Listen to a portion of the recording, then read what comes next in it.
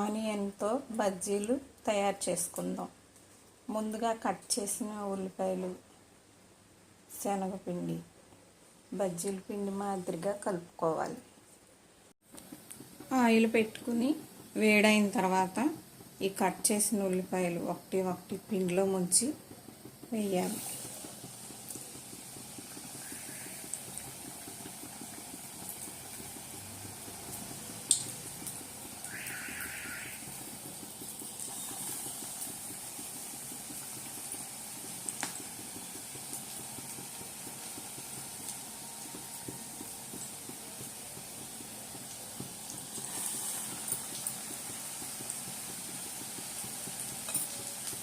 అలాగే అన్నీ వేసుకోవాలి.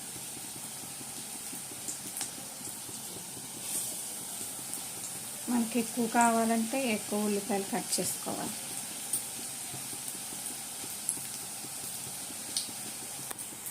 కలర్ మారింది, తీసేసుకోవాలి.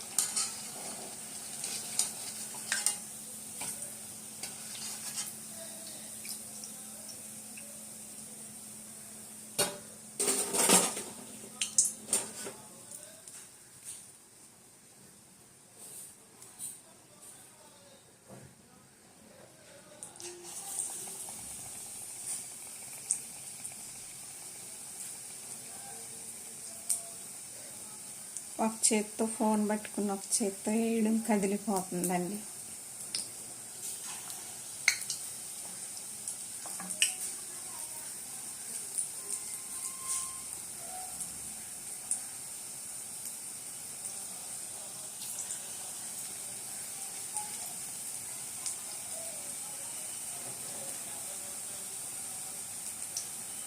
మొత్తం అన్నీ ఇలా వేసేసుకోవాలి.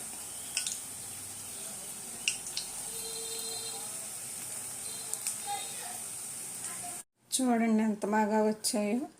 రింగులుగా టమాటా సాస్తో పిల్లలకి ఇస్తే ఇష్టపడతారు. ఇలాగ స్కూల్ లేవు, సెలవులు కాబట్టి ఇలా చేసి ఇవ్వండి.